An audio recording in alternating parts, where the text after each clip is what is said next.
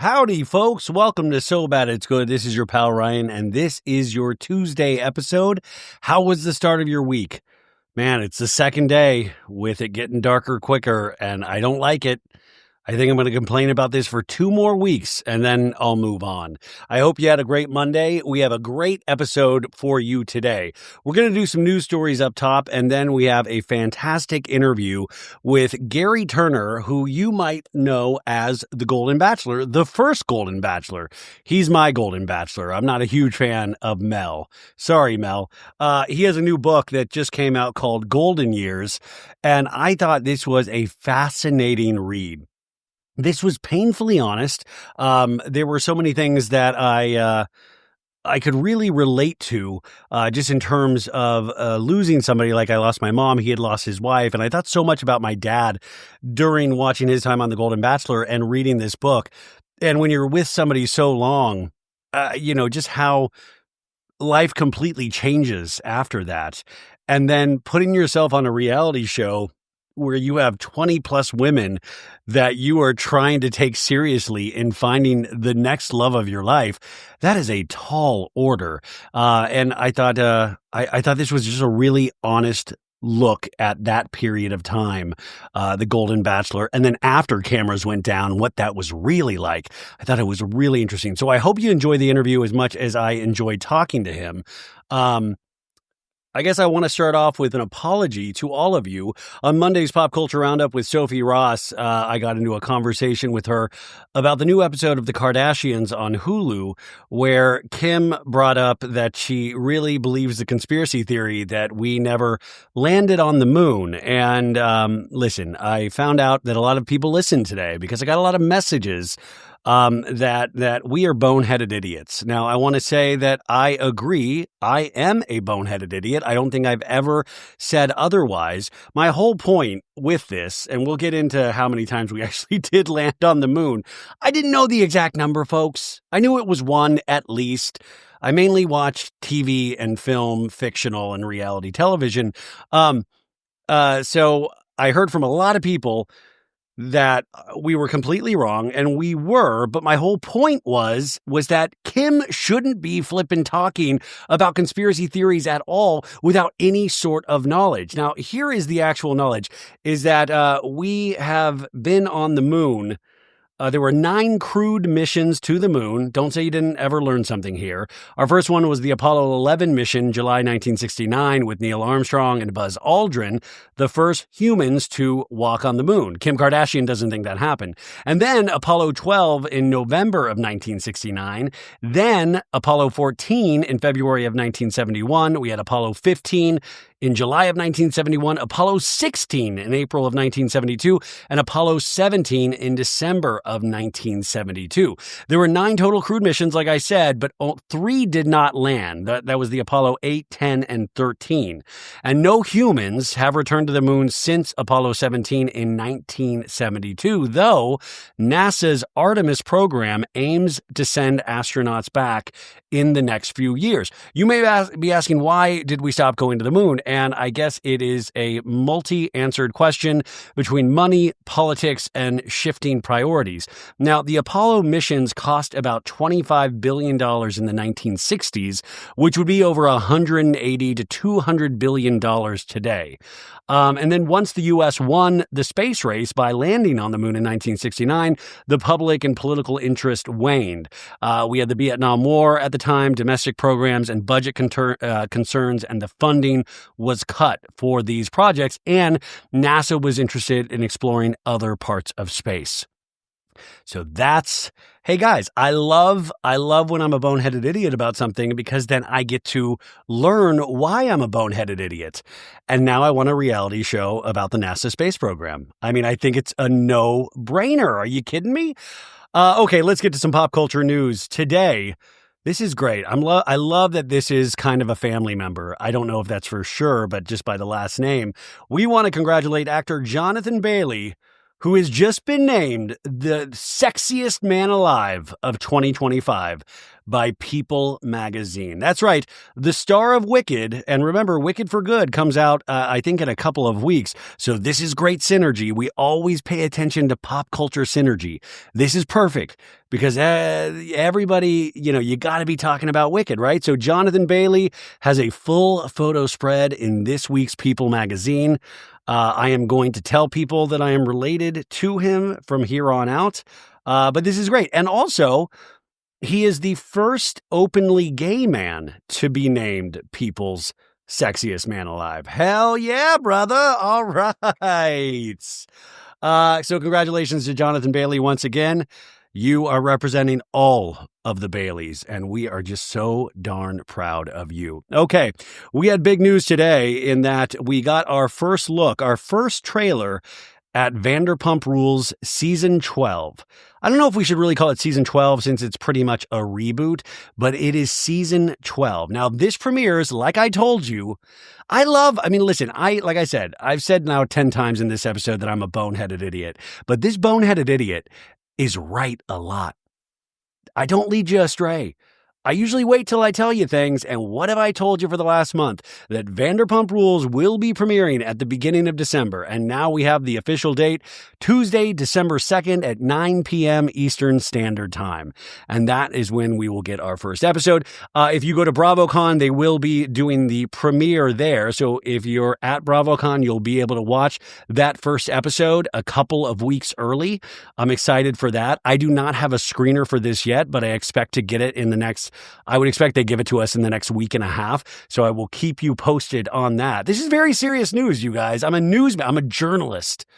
I'm not a content creator, you guys. I'm a journalist. I'm doing journalistic things, and we are going to go over the Vanderpump Rules trailer to see what they show us, but more importantly, to see what they don't show us, if that makes sense. Also, Bravo announced that on November 25th at 9 p.m., Tuesday, November 25th, they will be doing a Bravo special called Raise Your Glass to 11 Seasons, which is a look-back special hosted by Andy Cohen and Lisa Vanderpump. And I'm sure they'll be introducing the new cast members during that. So pretty much this gives us a month before the new Vanderpump Rules premieres. And the big thought I had, and I've said this to you guys before, and I want to be gentle about this because I don't want it to come down like, oh, I'm telling you guys because I'm this way as well. I'm this way. Listen, one of our greatest exports as a nation is sometimes how we can fucking hate on anything. We will, oh man, and I love a good hate watch. I love to hate things before they even come out. I love to look at something and go, I don't like the cut of this TV show's jib, But what I've realized over the years, and especially talking about these shows, is that sometimes you will already have so much against a show, and then you'll watch it for the first time and you'll be like, wait a sec. I'm supposed to feel extreme hatred, but I think I kind of like that. Most recently, I think that happened with Bravo's The Valley, right? We all were like, who wants this? Who wants to follow Jax and Brittany and those hooligans in the Valley? Oh, God, no thank you, ma'am. And then we liked it. I mean, it didn't reinvent the wheel. It wasn't the best thing since sliced bread, but my God, there was something about The Valley. The extreme darkness, just the insane amount of darkness.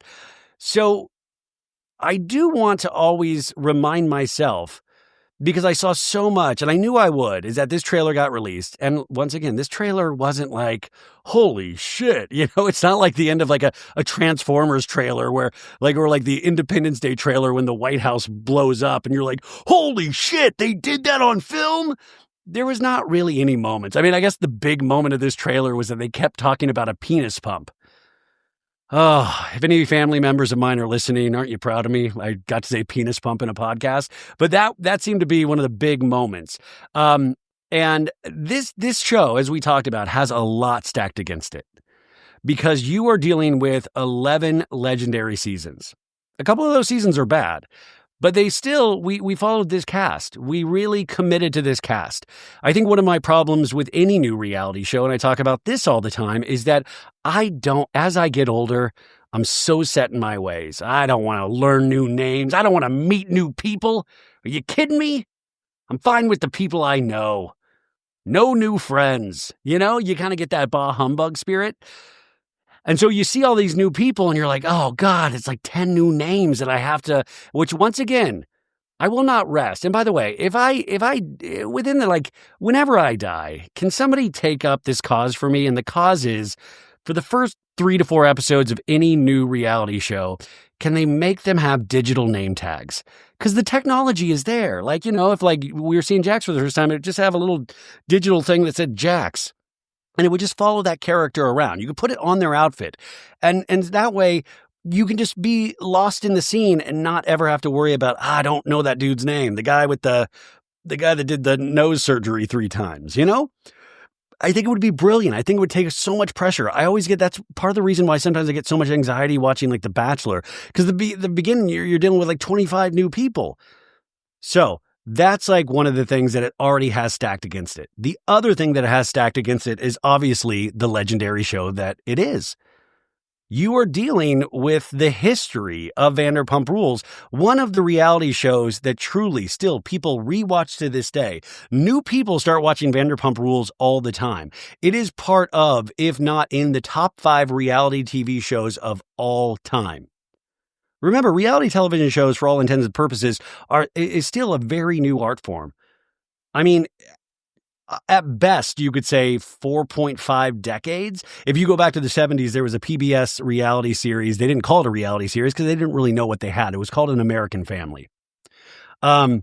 That was kind of the first. And then I think for a lot of us, it really took hold with MTV's The Real World. But it's a genre that has not been around for a very, very long time. You had documentaries, but TV reality series is something very different. There's a great book by Emily Nussbaum, who was on the show last year, called Cue the Sun, if you'd like more of the history of reality television. I thought it was a fantastic book. So you have this genre that is still so new, but I think even in the limited amount of time, there's been so many reality shows, and Vanderpump Rules in particular is just at the top. It really is one of the top shows. And it still holds our attention to this day.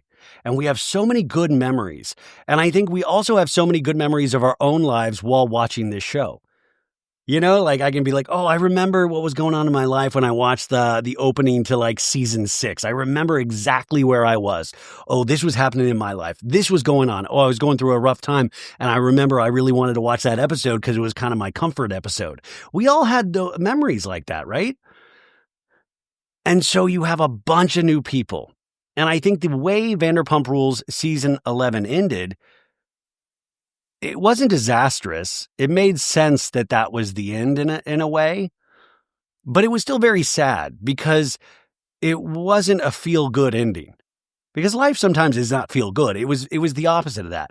You had Ariana that had been completely blindsided by Sandoval in a lot of ways, but she kind of rose from the ashes, and she is, I think in some ways, one of the, if not the most successful member of Vanderpump Rules thus far.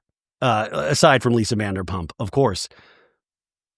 You had Sandoval and Schwartz. You had all of these characters. You were mad at Lala. You were dismayed at Sheena. You had all of these feelings because you had invested so much of your time. And then all of a sudden it was just gone. And instead of honoring that, they're like, hey, we're going to recast everybody. And it turns out Sir is, I like that Sir is it's like, now it truly is a haunted house. It's like, whoever enters this place, we will destroy their lives. You know, we can do it with a bunch of new, watch this. We're going to take 10 new young people and we will destroy their lives. That's how powerful the force of Sir is, you guys. Right off the bat, though, in the trailer, I think there was a couple of, if I were to critique it, there's, like I said, there's not a lot to hang your hat on, you know, not a lot of meat on the bone. It looked funny. It looked like there was a lot of fights. You know, it looked like, oh, yeah, that's Sir. I saw the back alley of the Sir alley. I was like, oh, the Sir alley. But what it didn't do was that it didn't rely, and I guess this could be a good or bad thing. I wish they could have relied a little bit more on the history of that. You know, have talked about the legendary Sir Ali, or even made a joke about it. Like, we've got the Sir Ali, you know, pointed out that we still have these foundational elements of the original series. I mean, Peter is still the manager, and we don't even get to see Peter at all. What a slap in the face. All kidding. There's no joking here. Like Peter, the manager, I mean, I know he's in this show, but to not show him at all is ridiculous. And I think even just Vanderpump Rules viewers would be a little comforted to see him. Because they sure had Lisa all over this trailer. And I love Lisa Vanderpump. She truly is a legend. Truly is a legend. But some of my least favorite scenes as Vanderpump Rules got, older and older through the seasons was Lisa's scenes. Because it always felt like the show would have to slow down for the cast members to explain to Lisa what was happening in the scene. Like, oh, I've got it, clever girl. Oh, we didn't even get a Ken Todd. My God, think about this. A trailer that opens with Ken just stumbling into a dark room and like, can you believe that they replaced the entire cast of Vanderpump Rules with new hooligans? No, I can't believe that. Oh, like, wouldn't that have blown our minds? You didn't even need to show us scenes. It would just be a teaser with Ken coming into just stepping into a dark soundstage, and that's all he says. And then it's like Vanderpump Rules, December 2nd.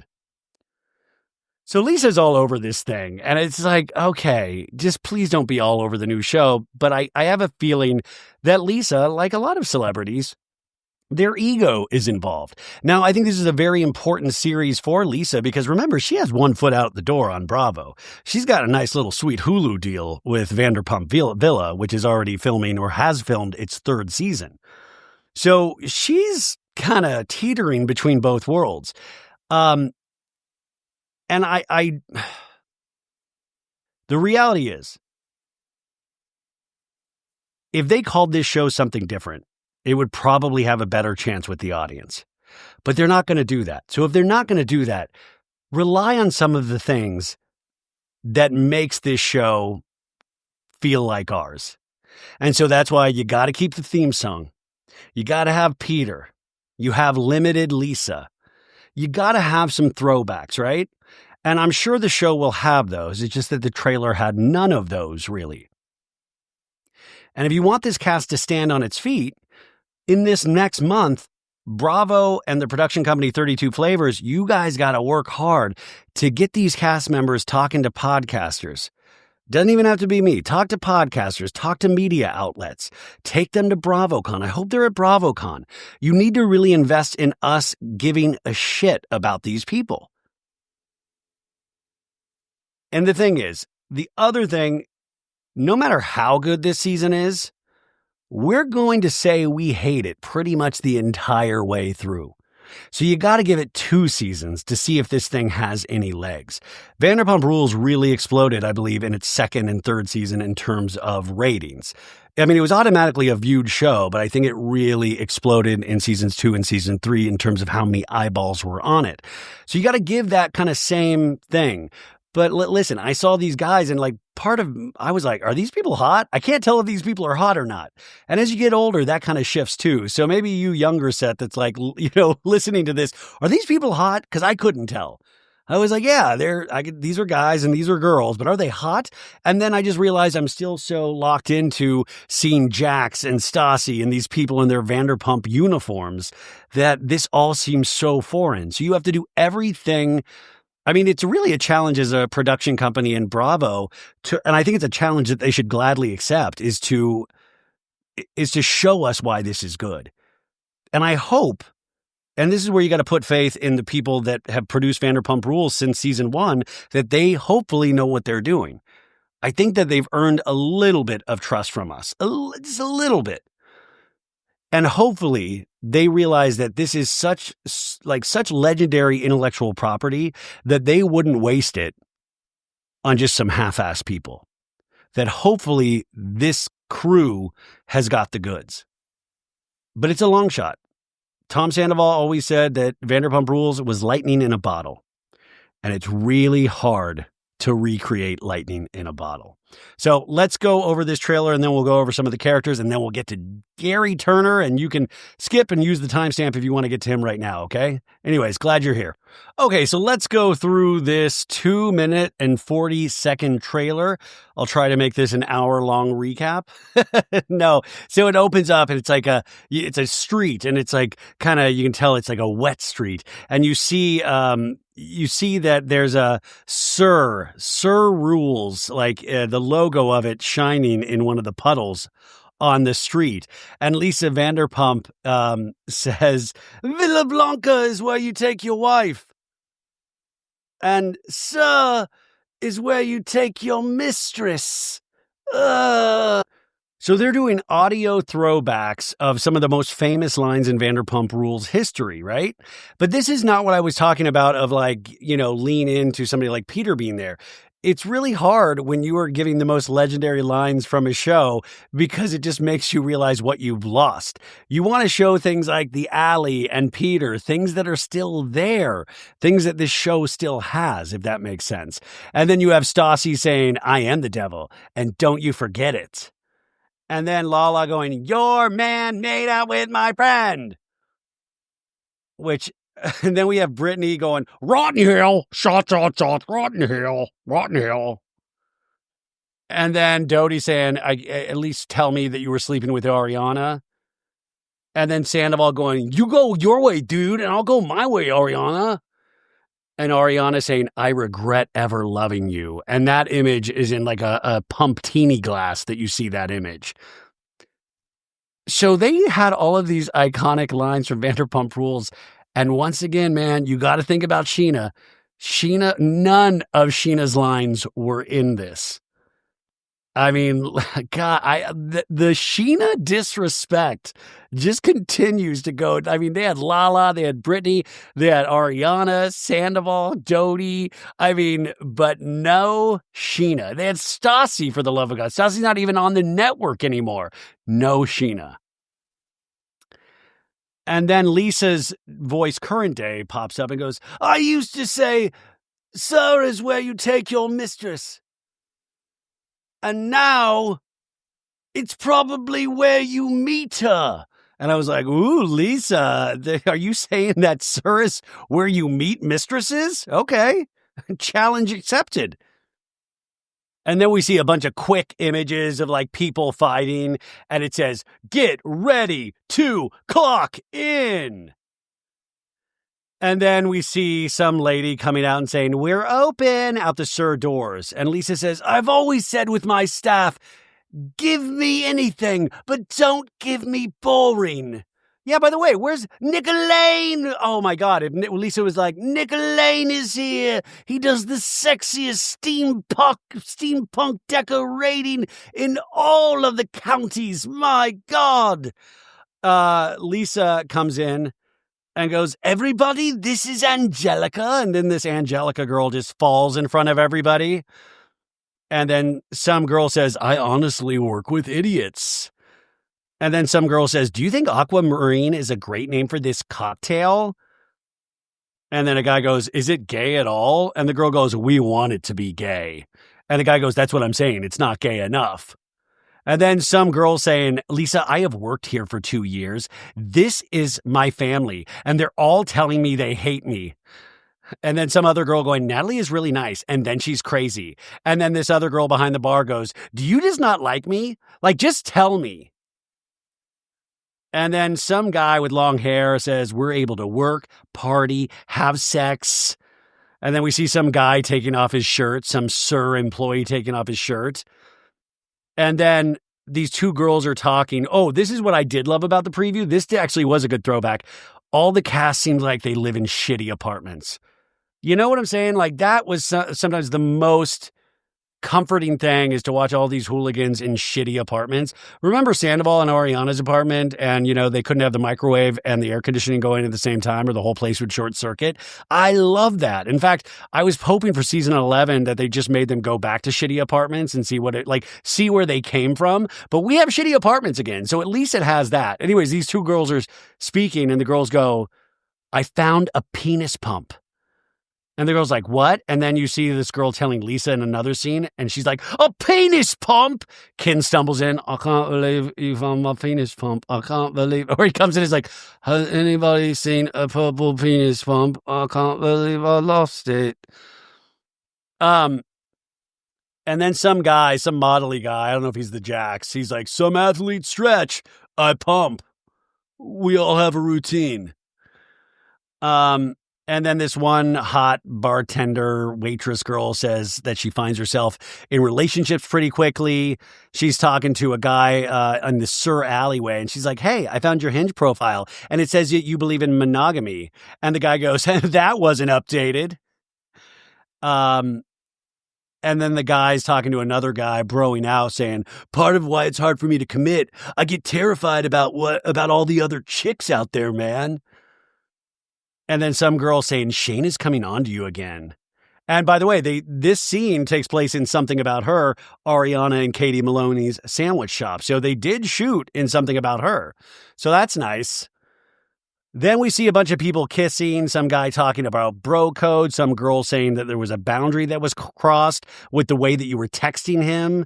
The long-haired guy saying, "I felt backstabbed by you." And listen, this is hard because you don't know any of these characters, but these all would be somewhat, you're like, okay, these are fights. This is drama. These are like building blocks of a reality TV series. And then the dick pump thing gets brought up again. I don't know if the dick pump thing's like a Lucy apple juice that we see like a recurring bit through the entire season. We see girls in cowboy hats dancing in a Sprinter van. That's great. By the way, the pounding music in the background makes you think that you're like, oh my God, it's the end of the world. And then Lisa comes back on screen. They're shooting her through a cheesecloth. Kris Jenner wishes she was shot with this kind of lighting. And then Lisa's like, "This is Sir. We're a family. They're not perfect, but they're mine." And then all of a sudden the music, "You know that these are the best days of," and then some guy crying going, "This job is all I have. I know I need help." That's like a DJ James Kennedy of like, "Lisa, please, Lisa, please." And then the long-haired guy talking to Lisa going, "I was scared of everyone because I was afraid of people finding out that I was gay." And then the music goes, "These are the best days of our lives. Just raise." And then it says, "Are you ready for a shift change?" And then we see two naked male asses. I have to tell you, I am so proud that male butt has become acceptable on a lot of TV. Because how many, like, listen, I mean, we were swimming in naked female butt for so long. And like, it's only fair that people get male butt as well. We want things equal, don't we? But Lisa sees the naked butt and she's like, "Is this necessary?" And then Lisa goes, "Oh, fuck me." And then they show the cast photo, and it's like the bar. It's the normal cast photo we're used to seeing, but Lisa now is in like front middle, and it looks really weird. It looks jarring. It looks like Willy Wonka. It's like, "Willy, hello, this is my Vanderpump Rules. Do you have the purple ticket to come get an STD at one of my fine, established, sexy locations?" So that was the trailer, folks. Now let's go over the cast bios, which I found, and we'll go over those real quickly. Okay, the first cast member we have is Shane Davis. His Instagram looks like he's a model. Yeah, and his bio says, Shane Davis winds up in the center of the drama at SUR, even though he's the only one of their friends who doesn't work there. Okay, so we got like a Tom Schwartz type character. He's laser focused on his sobriety, but that doesn't stop him from a night out on the town. Between acting, improv, and screenwriting, move over Heather Dubrow, Shane's social calendar is close to capacity, but he always makes time for dating. With 1 foot in and 1 foot out of the pool of ladies at SUR, Shane might just make a splash. He's not ready to clean up. And his Instagram is the fake Shane Davis. And it says that he is also a behavioral facilitator in addiction treatment. So that is Shane Davis. And then next we move on to is Marcus Johnson. Marcus Johnson, this is and by the way, the last guy had 13.4 thousand followers on Instagram. Marcus Johnson, he has only 3,552 followers. So it's good to keep track of what their follower count is and how much they grow. This looks like another model. And his bio says, Shane his bio says, Marcus Johnson has been working at SUR for years, but after the loss of his parents, he has been struggling to focus at work and prioritize his relationship with his girlfriend, Kim. Closest to Venus and Shane, Venus is another character, you guys. Closest to Venus and Shane, he leans on his friends to help him move forward. Marcus is all about new beginnings and is shifting his energy to his DJ career and social life, but will need to learn if his fresh perspective and newfound career ambitions will strengthen his relationship or strain it. Uh-oh, you guys, we have another DJ James Kennedy on our hands. Hopefully he is nowhere near as aggressive. Our next cast member is Natalie McGuire. She only has 2,841 followers thus far. Her bio says Natalie McGuire has been SUR's lead bartender for 2 years and is ready to level up to bar manager. But Lisa may not be on the same page after her recent outburst. Closest in the group to Venus, the two started at SUR on the same day and have been inseparable ever since. Outside of SUR, Natalie is pursuing her pop music career. Uh-oh, Sheena, are your ears tingling right now? Is pursuing her pop music career with full force, but still makes time for men, making her love life a major source of friction within the group. Okay, we got a potential pop star. I'm liking that. I approve. But she'll never have as good as gold. She'll never have as good as gold. Next we have Demi Salem. She has 3,606 followers on the old IG, and her bio says, Demi has been the manager at SUR for 7 years? She has? Wow. And is the longest standing employee among the group. By the way, I'm looking at pictures. She looks so young. She's been a manager for 7 years? Oh, she's coming for your job, Peter. She knows all the inner workings of the SUR employees. Demi is all business when it comes to her role at the restaurant. But being the boss has an impact on her friendships, especially with Natalie. Can she sip the tea with the crew and also call the shots? Okay, so she's in between both worlds. She's management, but she also wants to party with the underlings, right? I am really seriously worried about Peter here. He doesn't even have a bio on the Bravo website that I'm on. And I just feel like, once again, you are not respecting. Like, did he cost too much? Why? The disrespect. The next person we're going to look at is Angelica Jensen. And Angelica, her bio says, Angelica Jensen is the newest addition to SUR's staff, but immediately makes waves within the group. She sets her sights on modeling, acting, and ... friends Jason and Shane. But a game of broken telephone threatens their possible connections. Her Instagram bio says Filipina and Danish, based in LA, founder of Stelica Swim, and she's got a lot of bikini photos on the old IG right there. Our next cast member is named Kim Suarez, and Kim Suarez currently has 1,357 followers. So let's look for that number to hopefully explode if the show is successful. Her bio says, no. Oh my gosh. Sorry. I'm on the website I watched the screeners at, and it looks like they have a misprint because Kim's bio is the same as Demi's bio. So they need to fix that on the website. Kim, I'm sorry. I know nothing. We know nothing about you thus far, but we will find out very soon, and I'll fill you guys in. Our next person is Jason Cohen. Jason, he's a bigwig. He's got 235,000 followers on the old IG. Okay, so this dude's an industry guy. It says aspiring actor Jason Cohen is a happy-go-lucky server who has charmed everyone at SUR. His infectious personality and good looks have won over a few of the ladies and disarmed many of the men. He works at SUR alongside his cousin Chris, and the pair have been attached at the hip since childhood. In between acting classes and shifts at SUR, Jason tries to date a new coworker, but his attempts backfire. And I believe this is the guy with the penis pump. I believe this is the guy. So we're really doing some heavy reporting right now, you guys. I believe this is the gentleman that they talked about with the penis pump, you guys. Our next person is Venus Brinkley, and I can't find Venus. Oh, here we go. No, that's not. I can't find Venus Brinkley's Instagram. But it says Venus Brinkley sees himself as the glue that holds the SUR staff together and the confidant everyone turns to for advice and the latest gossip. Venus feels out of place in the West Hollywood dating scene, but his friends encourage him to step out of his comfort zone. When he finds himself roped into the drama between Marcus, Kim, and Natalie, diplomacy goes out the window and he's forced to pick sides.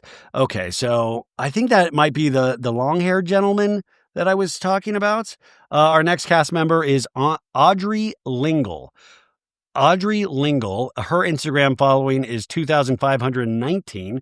Her bio says, Audrey is all bubbly charm and girl next door charisma, making her loved by almost everyone on the staff. She's recently single, chasing new flings and her dream of being on the big screen. But when someone at SUR catches her eye, a certain bad boy might just get the best of her. Uh-oh. Somebody's going to fall in love with a bad boy. We love the bad boys in reality TV, don't we? And our final cast member that they give us a bio for is a gentleman named Chris Hahn. And Chris has 140,000 followers. Oh, wait, you guys, maybe this is the guy with the penis pump. I'm so sorry. I don't think Jason is the penis pump guy. I think Chris Hahn is this is why it's tough to be a reporter.